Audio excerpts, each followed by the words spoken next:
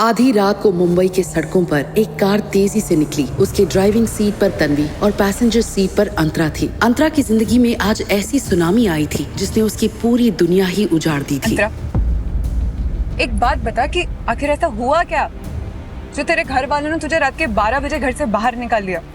अंतरा ने अपना सर खिड़की के कांच पर टिकाया हुआ था। वो बिना पलके झपकाए दूर चमकती हुई शहर की रोशनी देख रही थी। हमेशा सुंदर दिखने वाली अंतरा की कत्थई आंखें आज रो रो के सूज चुकी थीं। लग रहा था जैसे अब उसकी आंखों में आंसू भी खत्म हो गए थे।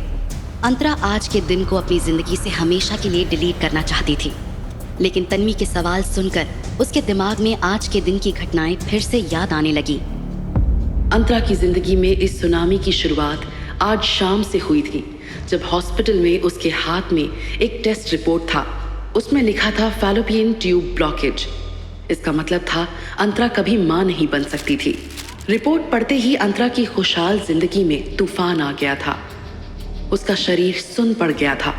क्या होगा जब अंतरा के ससुराल वालों को उसकी इस रिपोर्ट के बारे में पता चलेगा?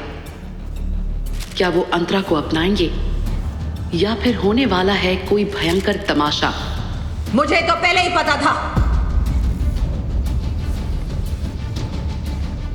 कि खोट तुझ में ही है, तभी तो 4 साल से बच्चा नहीं पैदा कर पा रही थी।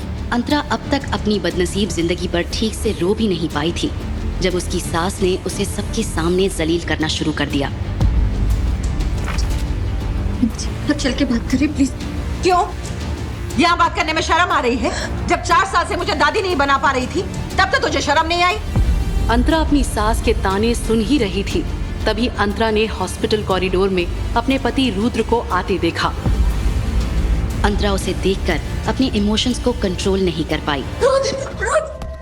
अंतरा और कुछ नहीं कह पाई, लेकिन रुद्र ने ना तो उसे समझाया और ना ही उसके आंसू पोंछे। उसने अंतरा को अपनी बाहों से दूर कर दिया। रिपोर्ट पॉजिटिव आई है।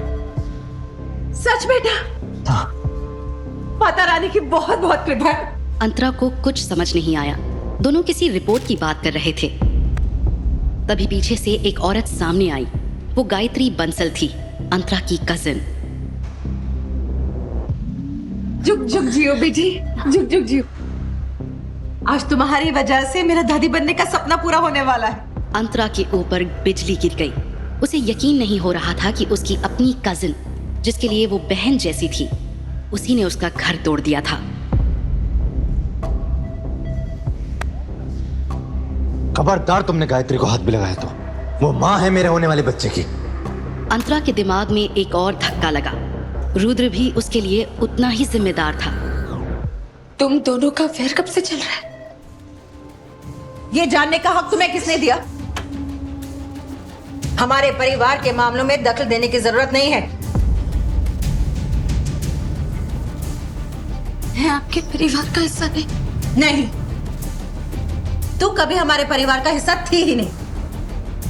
वो तो मेरे ससुर जी ने जबरदस्ती तुझे मेरे रुद्र के गले बांध दिया था। मधु आहूजा की आवाज बढ़ती जा रही थी और उनके आसपास लोग जमा होने लगे थे। रुद्र आहूजा एक मल्टीनेशनल कंपनी का CEO है और वो इस तमाशे को और नहीं बढ़ाना चाहता था। हम लोग कर सकते हैं, गायत्री को आराम की जरूरत है। हाँ बेटा, चल। अंतरा के सारे सवाल अभी खत्म नहीं हुए थे, लेकिन उसने दुनिया के सामने अपना और अपने परिवार का तमाशा नहीं बनाया।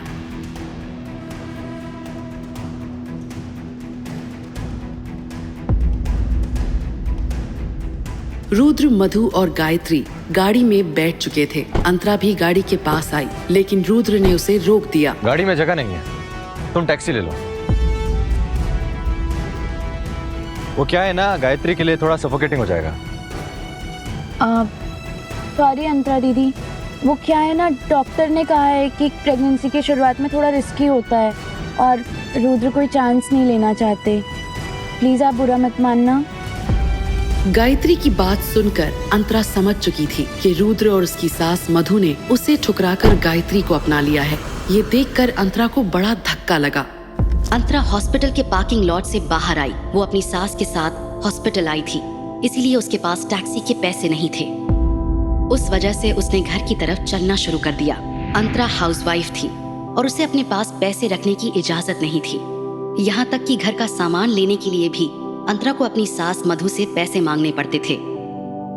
रुद्र को ये बात अच्छी तरह पता थी, फिर भी वो अंतरा को हॉस्पिटल में ऐसे ही छोड़कर चला गया था। पैदल चलकर 1 घंटे बाद अंतरा घर पहुंची। मधु और रुद्र को लगा था कि वो घर वापस नहीं आएगी, लेकिन अंतरा का उसके पति रुद्र के सिवा और कोई नहीं था। वो जाती भी तो कहाँ जाती। तुझ में कोई लाज शर्म है कि नहीं? तुझसे कहा था ना कि इस घर में तेरे लिए कोई जगह नहीं है। अम्मी आप रहने दीजिए, इससे मैं बात करता हूँ। बेबी मैं भी है। रुद्र ने अंतरा को ऊपर चलने को कहा। लो बेटा गायत्री, ये बादाम वाला दूध पी लो, बच्चे के लिए बहुत अच्छा होता है। 4 साल की शादी में वो दोनों शायद ही कभी एक साथ बेडरूम में रहे होंगे, क्योंकि रात में ज्यादातर रुद्र स्टडी रूम में ही सोता था और अंतरा बेडरूम में।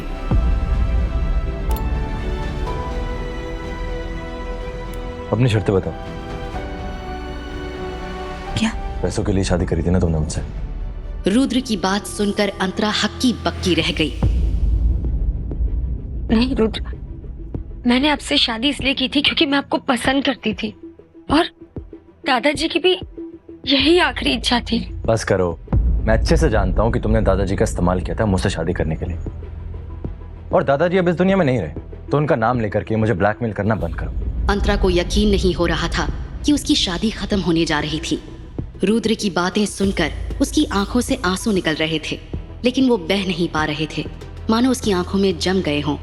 रुद्र, तुम 4 साल में भी मुझे बिल्कुल नहीं समझ पाए। कल फैमिली कोर्ट पहुंच जाना, डिवोर्स का प्रोसीजर करना है। अंतरा को लगा जैसे उस दरवाजे के साथ रुद्र के दिल का दरवाजा भी उसके लिए हमेशा के लिए बंद हो गया हो। पैरों के पास पड़ा चेक उसने उठाया। वो 8 बाय 3 इंच का कागज उसकी शादी खत्म करने का फरमान था।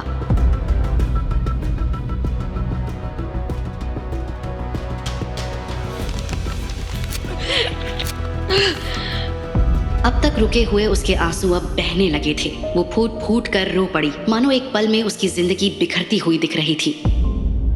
कुछ देर बाद दरवाजा खुलने की आवाज आई। उसे लगा रुद्र आया होगा। वो रुद्र से IVF ट्रीटमेंट की बात करना चाहती थी, लेकिन गायत्री को कमरे के अंदर आते देख अंतरा का गुस्सा बढ़ गया, क्योंकि गायत्री ही थी जिसने उसका घर तोड़ा था। अंतरा का गुस्सा गायत्री पर फूटा और उसने कहा, तुम यहाँ से चली जाओ, मुझे तुमसे कोई बात नहीं करनी। अंतरा के जख्मों पर नमक छिड़कते हुए गायत्री ने कहा, मुझे रुद्र ने यहाँ भेजा है आराम करने के लिए। उसने कहा कि अब से ये बेडरूम मेरा और उसका है। तुमसे डिवोर्स होने के बाद वो मुझसे शादी कर लेगा। गायत्री की बात सुनकर अंतरा हैरानी से उसकी तरफ देखने लगी। दिखने में तो वो बिल्कुल पहले वाली गायत्री थी, लेकिन उसका रवैया और स्वभाव से लग रहा था कि वो कोई और ही है। इसमें इतना शौक होने की क्या बात है अंतरा? तुम्हारे ना तो खानदान का अता पता है, ना ही तुम ढंग से पढ़ी लिखी हो। तुम कभी भी रुद्र के लायक ही नहीं थी, इसलिए जल्दी से जल्दी तुम्हें रुद्र से दूर हो जाना चाहिए। भले ही मैं जैसी भी हूँ, लेकिन जब तक मेरा डिवोर्स नहीं हो जाता मैं रुद्र की पत्नी ही कहलाऊंगी। और तुम चाहे जितनी भी पढ़ी लिखी क्यों ना हो, तुम रुद्र खेल ही कहलाओगी। अंतरा, एक वक्त था जब हम दोनों चौल में रहते थे और अब पाली हिल के इस बंगलों में रहते हैं, लेकिन तुम्हारी जुबान अब भी चौल वाली ही है। तुम शायद भूल रही हो कि इस चौल वाली के कारण तुम विदेश जाकर पढ़ पाई हो। तुम खुद चाहती थी कि मैं अब्रॉड जाके पढूं। इसके लिए मैंने तुम्हारे गले पे कोई छुरा नहीं रखा था, और आगे से इस बात का एहसान तुम दोबारा मत जताना, समझी? और रोज तुम्हें छोड़कर मेरे पास आ रहा है, उसकी जिम्मेदार भी तुम खुद हो। इतने सालों में तुम उसे शायद सच ही नहीं कर पाई हो। ये बात कहकर गायत्री ने अंतरा पर गहरा वार किया था, क्योंकि शादी के बाद अंतरा और रुद्र सिर्फ एक बार एक दूसरे के नजदीक आए थे, वो भी इसलिए क्योंकि रुद्र नशे में था। इस बात को भी 2 साल हो चुके थे, इसीलिए वो जानबूझकर अंतरा की दुखती रक्त पर हाथ रख रही थी। देखो अंतरा, मैं नहीं तो कोई और, आज नहीं तो कल वो तुम्हें छोड़ ही देता। तो फिर मुझ में क्या बुराई है? मैं और रुद्र मिलके तुम्हारा ख्याल रखेंगे। मुझे तुम दोनों की जरूरत नहीं है, मैं खुद कमाकर अपना ख्याल रख सकती हूँ। लेकिन तुम्हें काम देगा कौन? आता क्या है तुम्हें? यू नो, एक काम तुम कर सकती हो। गायत्री! रुद्र! रुद्र देखो! अंतरा मुझे मार रही है! रुद्र! उसके चीखने की आवाज सुनकर रुद्र और मधु ऊपर की तरफ दौड़े। तुम्हें मेरे साथ जो भी करना है करो। मेरे बच्चे ने क्या बिगाड़ा है तुम्हें? गायत्री! क्या हुआ तुम्हें? गायत्री की हालत देखकर अंतरा को अब जाकर समझ आया था कि वो जानबूझकर उसे उकसा रही थी और आखिरकार वो गायत्री की जाल में फंस चुकी थी। बहुत दर्द हो रहा है मुझे पेट में। रुद्र! वो अंदर ने मारा मुझे। रुद्र! हमारे बच्चे को तो कुछ नहीं हो जाएगा ना? तेरी इतनी हिम्मत, तूने आहूजा खानदान के होने वाले वारिस को नुकसान पहुंचाने की कोशिश की? रुद्र, बहुत दर्द हो रहा है मुझे। हमें से हॉस्पिटल लेके जाना होगा, मैं बिल्कुल रिस्क नहीं ले सकता। मैं एम्बुलेंस को कॉल करती। अगर मेरे होने वाले बच्चों को कुछ भी हुआ ना, मैं तुम्हें छोड़ूंगा नहीं। रुद्र, गायत्री को कुछ ही नहीं होगा रुद्र, क्योंकि मैंने उसे हाथ भी नहीं लगाया है। लेकिन तुम्हें मेरी बात पर भरोसा कहाँ होगा? भरोसा करने लायक तुमने कुछ छोड़ा है? हाँ?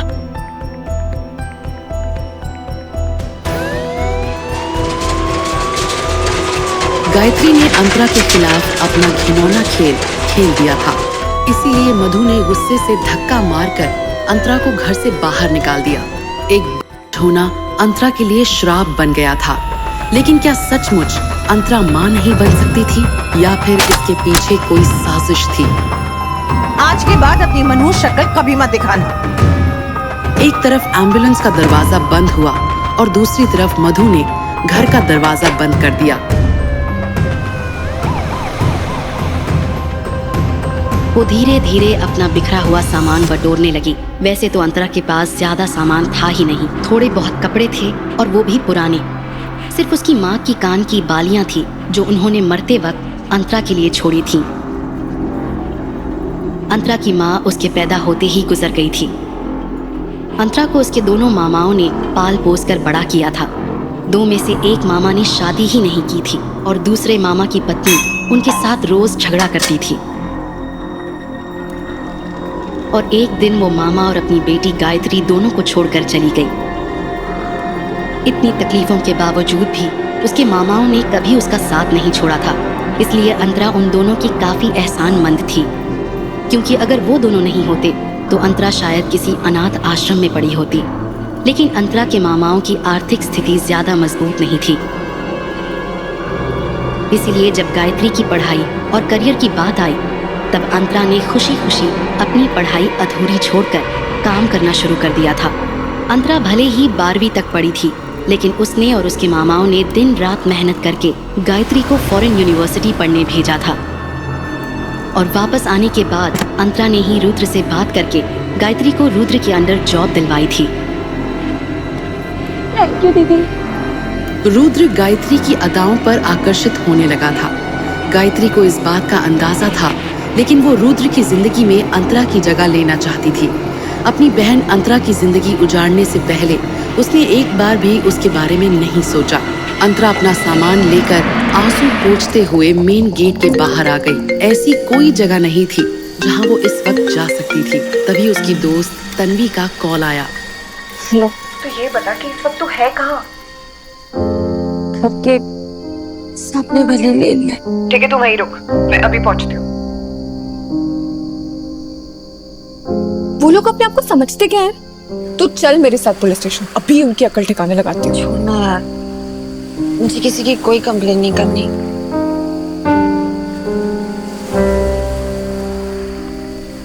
मैंने तुझे कितना समझाया था कि रुद्र तेरे लिए ठीक नहीं है, लेकिन तू है कि मानी नहीं और उससे शादी कर ली। हाँ, शायद इसलिए मेरी ये हालत हुई है। नहीं यार, मेरा वो मतलब नहीं था। मैं जानती हूँ कि तू मेरे लिए गलत नहीं सोच सकती, लेकिन अब मुझे इस बारे में कोई बात नहीं करनी। अच्छा तू ज्यादा मत सोच, सब ठीक हो जाएगा। और रहने खाने की तो तू चिंता बिल्कुल ही मत कर, तू मेरे साथ मेरे घर पे रही, ठीक है? कितने दिन रहूंगी तेरे घर, बता। क्या फर्क पड़ता है कितने भी दिन हो जाए, जब तेरे रहने का इंतजाम हो जाए तब चली जाना। मुझे पता है कि तू मेरी केयर करती है और तू जो भी कह रही है ना वो दिल से कह रही है, लेकिन मैं तेरे घर नहीं रुक सकती।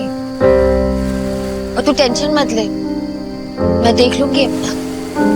अच्छा वो सब बाद में डिस्कस कर। तूने कुछ खाया? नहीं। तो क्या खाएगी बता। मुझे भूख नहीं है।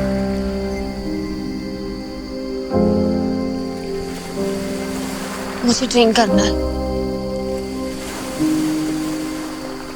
अच्छा ठीक है, लेकिन थोड़ी सी आ, और उसके बाद तुझे कुछ खाना पड़ेगा, ठीक है? तो चल फिर। अंतरा और तन्वी जैसे ही एक 5 स्टार होटल के क्लब में घुसे, वहाँ का बारटेंडर उसे देखने लगा। ऐसा लग रहा था जैसे उसे उनके आने की खबर पहले ही मिल चुकी थी। उसने अपने फोन से किसी को फोन किया। तन्वी इस होटल में अक्सर आती जाती थी, इसीलिए वो अंतरा को अपने रेगुलर टेबल पर ले गई। अंतरा ने वाइन की बोतल उठा ली और सीधे उसी से वाइन पीने लगी। यार क्या कर रही है? मैंने तुझे पहले ही बोला था कि तू कम पिएगी, वैसे ही तू ड्रिंक नहीं करती है, इसलिए तुझे हजम भी नहीं होगी यार। तू छोड़ इसको। मैं ठीक हूँ, आज मुझे पीने दे। उसने ये कह तो दिया था, लेकिन उसकी कत्थई आंखों से फिर से आंसू की धार बहने लगी। कुछ ही देर में अंतरा को नशा चढ़ने लगा।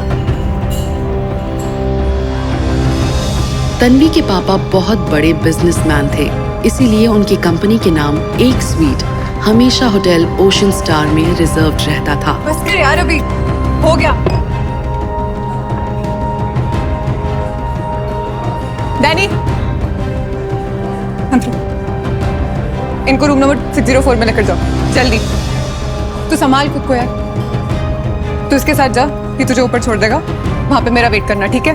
मैं भी एटीएम से कैश निकाल के ला रही हूँ और तेरे लिए एस्पिरिन भी ले आऊंगी। तुझे लगता है हैंगओवर होने वाला है? तू जा आराम से। अंतरा को नशे में बिल्कुल भी होश नहीं था, इसीलिए वेटर के सहारे वो क्लब से बाहर स्वीट रूम की तरफ निकल जाती है। तन्वी भी वहाँ से बाहर निकली। वो बारटेंडर तन्वी को बाहर जाते देख रहा था। अंतरा उस रात पूरी तरह से नशे में डूब चुकी थी। उसके कदम लड़खड़ा रहे थे। उसे कभी धुंधला दिखाई दे रहा था तो कभी थोड़ा साफ। वेटर उसे कमरे में छोड़कर चला जाता है। कमरे में बहुत कम रोशनी थी और अब तक अंतरा को फुल ऑन नशा चढ़ चुका था। अंतरा ने जैसे ही उस अंधेरे कमरे में नजर घुमाई तो अचानक से उसे बेड के किनारे पर रुद्र जैसा कोई बैठा दिखाई दिया। उसे लगा कि वो रुद्र ही है। ये देखकर उसके चेहरे पर मुस्कान आ गई। अंतरा धीरे से उसके करीब बढ़ी और फिर धीरे धीरे बात आगे बढ़ने लगी। मुझे पता था कि तुम जरूर आओगे रुद्र। लेकिन जिसे अंतरा रुद्र समझ रही थी वो दरअसल कोई और आदमी था। तभी अचानक से अंतरा को भी इस बात का एहसास हुआ और उसने तुरंत उस आदमी को खुद से दूर करते हुए पूछा, कौन हो तुम? मेरे कमरे में क्या कर रहे हो? लेकिन उस आदमी ने अंतरा के कान के पास आकर कुछ कहा। वो जो तुम्हारे साथ हुई नाइंसाफी का बदला लेगा, तुम्हारे सारे हक तुम्हें दिलवाएगा, बस तुम तो मेरा साथ दो। नशे में होने के बावजूद भी अंतरा को इतना समझ आया कि वो आवाज बहुत मोहक थी। वो आवाज उसके कानों में गूंज रही थी।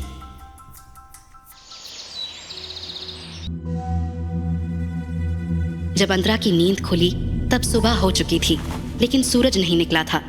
उसने देखा कि वो स्वीट के बेडरूम में अकेली थी। हैंगओवर की वजह से उसका सर बहुत दर्द कर रहा था। रात को क्या हुआ था उसे धुंधला धुंधला सा याद था। कोई आदमी उसके कमरे में था, लेकिन फिर अंतरा ने सोचा कि ये जरूर उसका सपना होगा, क्योंकि उसे खुद पर यकीन था कि वो चाहे कितनी भी नशे में हो, किसी अनजान आदमी के साथ बिताना तो दूर की बात, वो उसे छुएगी भी नहीं। अंतरा ने टाइम देखने के लिए अपना फोन निकाला। उसमें तन्वी के 45 मिस्ड कॉल्स थे। इतने सारे मिस्ड कॉल्स? उसने तुरंत उसे कॉल बैक किया। अंतरा, अंतरा कहाँ है तू? मैं कल रात से तुझे ढूंढ जा रही हूँ। होटल रूम में। मुझे एक बार अपना रूम नंबर चेक करके बता।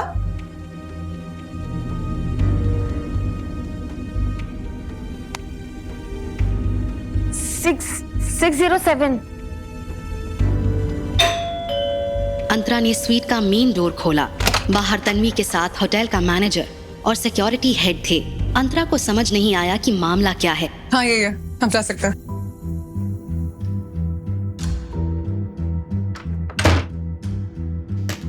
तुझे पता है मैं पूरी रात तुझे ढूंढ ढूंढ कर कितना पागल हो गई थी।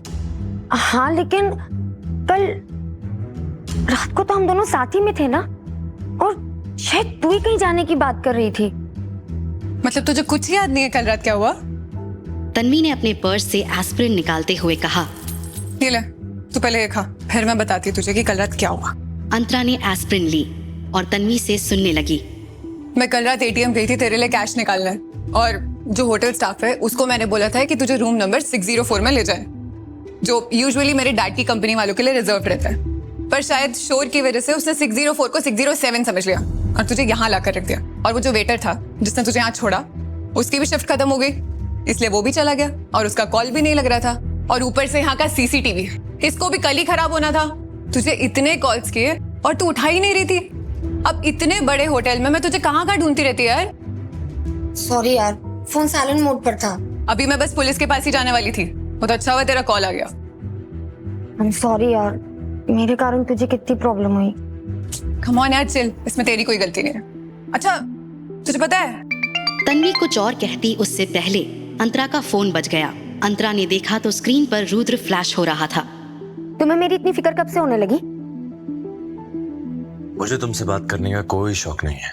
मैंने तुम्हें सिर्फ ये बताने के लिए कॉल किया है कि आज दोपहर 12 बजे फैमिली कोर्ट पहुंच जाना, डिवोर्स के पेपर फाइल करने हैं।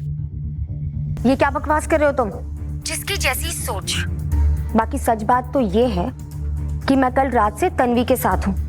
मानना है तो मानो, वरना भाड़ में जाओ। इतना कहकर अंतरा ने गुस्से में फोन काट दिया। आज पहली बार अंतरा ने उसका कॉल काटने की हिम्मत की थी। अंतरा को समझ आ गया था कि अब रुद्र के सामने गिड़गिड़ाने का कोई मतलब नहीं था। रुद्र ने मुझे फैमिली कोर्ट बुलाया है। जितनी जल्दी ऐसे गिरे हुए इंसान से तुझे छुटकारा मिल जाए ना, उतना ही बेहतर है तेरे लिए। तू खुद को देख यार, तू कितनी सुंदर है। उस रुद्र से लाख गुना बेहतर लड़के मिल जाएंगे तुझे। रुद्र, अंतरा ठीक तो है ना रुद्र? ठीक ही होगी। उसने कहा कि वो तन्वी के साथ है। चलो अच्छा है, अंतरा भी ठीक है और हमारा बच्चा भी ठीक है। अगर हमारे बच्चे को कुछ हो जाता ना रुद्र, तो मैं जी नहीं पाती। नहीं नहीं, तुम बिल्कुल टेंशन मत लो। मैं हमारे होने वाले बच्चों को कभी कुछ नहीं होने दूंगा। मैं जानती हूँ अंतरा को जब से हमारे रिश्ते के बारे में पता चला है, उसे बहुत बड़ा धक्का लगा है। रुद्र, अगर वो गुस्से में कुछ उल्टा सीधा बोल दे तो प्लीज उसे माफ कर देना, क्योंकि आज मैं जो कुछ भी हूं ना, वो सिर्फ और सिर्फ अंतरा की वजह से ही हूँ। तुम ये सब फिक्र छोड़ो और बिल्कुल टेंशन मत लो। मैं डॉक्टर से मिल के आता हूँ, अगर सब ठीक है तो हम अभी घर के लिए निकलते हैं। ओके? इतना कहकर रुद्र वार्डरूम के बाहर निकल गया। उसके बाहर जाते ही गायत्री तुरंत बेड से उठी और एक नंबर डायल किया। हेलो। फोटोज क्यों नहीं आए अब तक? अरे मैडम, बिना लड़की के फोटो कहाँ से भेजूं? वो आदमी होटल सहारा के रूम नंबर 602 में था और उसके साथ और 5 लोग थे। क्या मतलब? हम लोग रात भर लड़की को ढूंढते रहे। जैसा आपने बोला था कि लड़की होटल में मिलेगी, लेकिन लड़की कहीं नहीं मिली। ये सुनकर गायत्री थोड़ा हैरान हो गई। उसे पता था कि अंतरा की खास दोस्त तन्वी अक्सर होटल ओशन स्टार जाती है, इसलिए उसने काफी दिन पहले होटल के बारटेंडर को पैसे देकर खरीद लिया था। बारटेंडर की मदद से गायत्री का प्लान क्लियर था। वो गुंडों को होटल रूम में भिजवाकर जबरदस्ती तन्वी की प्राइवेट फोटोज क्लिक करवाने वाली थी और फिर उन फोटोज के जरिए अंतरा को ब्लैकमेल करना चाहती थी। लेकिन कल रात तन्वी के साथ अंतरा भी होटल में थी। गायत्री ये सुनते ही ज्यादा एक्साइटेड हो गई। बारटेंडर ने जैसे ही गायत्री को तन्वी की फोटो भेजी, तन्वी ने वो फोटो तुरंत अपने गुंडों को भेजा और प्लान एग्जीक्यूट करने को कहा। आपने बोला था कि लड़की सुंदर होगी। अब हमारी टीम गालियां दे रही है, तो या तो लड़की दो या फिर डबल पैसा। वरना तुम्हारे होने वाले पति रुद्र को मैं सब कुछ बता दूंगा, समझे? हाँ समझ गई, रुको मैं कुछ करती हूँ। फोन रखते ही गायत्री प्लान बनाने लगी। उसने डिसाइड किया कि वो अंतरा का पता लगाकर उन बदमाशों को बता देगी। अब तक सूरज निकल चुका था। सुबह की रोशनी स्वीट की लिविंग रूम की बड़ी खिड़कियों से अंदर आ रही थी। तभी रूम नंबर 602 में 10 लोग हैं जो तुम्हारे साथ कुछ गलत करना चाहते हैं और उन्हें गायत्री ने भेजा है। मैसेज पढ़कर अंतरा हक्की बक्की रह गई। व्हाट? लेकिन तुम कौन हो और ये सब कैसे जानते हो? तुरंत रिप्लाई आया, मैं वही हूँ जिसने कल रात तुम्हारी पीठ पर एक निशान छोड़ा है। ये देखते ही अंतरा की आंखें बड़ी हो गई। वो तुरंत आईने के पास गई, अपनी पीठ देखी। कंधे के पीछे एक लव बाइट का निशान था। इसका मतलब ये था कि जो कुछ रात हुआ वो एक सपना नहीं था बल्कि हकीकत थी। अंतरा की हालत खराब होने लगी। तब एक और टेक्स्ट आया, मैंने जो कल रात तुमसे कहा था, अगर तुम उसके लिए तैयार हो तो मुझे कॉल जरूर करना। डिसीजन तुम्हारा है, और हाँ, कोई जल्दी नहीं है। अंतरा ये सब पढ़कर उस रात की मोहक आवाज को याद करने लगी। जो तुम्हारे साथ हुई नाइंसाफी का बदला लेगा, तुम्हारे सारे हक तुम्हें दिलवाएगा। उसके दिमाग में सवालों का तूफान था। वो आदमी रुद्र का राइवल था या गायत्री का? अगर वो दोनों का दुश्मन था तो उसके साथ क्यों सोया था? तब एक और टेक्स्ट मैसेज आया, तुम्हारे बैग में एक डेबिट कार्ड है जिसका पिन है 3494 और उस अकाउंट में 5 लाख रुपए हैं जो कि अब तुम्हारे हैं। अंतरा ये पढ़कर स्टन्ड रह गई। अब समझने की कोशिश में थी कि उसके साथ क्या हो रहा है। अंतरा ने रिप्लाई टाइप करने का सोचा, पर फिर उसने डिलीट करके कॉल मिलाया। रिंग बजी। अंतरा कॉल पिक होने का इंतजार करने लगी। आखिर कौन था वो रहस्यमय आदमी? वो अंतरा की मदद क्यों करना चाहता था? क्या वो उसका कोई दोस्त था? क्या अंतरा उसकी मदद लेगी? आगे की कहानी जानने के लिए देखिए अगला एपिसोड सिर्फ पॉकेट FM के YouTube चैनल पर, और मिस्टर शैडो के सारे एपिसोड्स को सुनने के लिए डिस्क्रिप्शन में दी लिंक से डाउनलोड करें पॉकेट FM ऐप।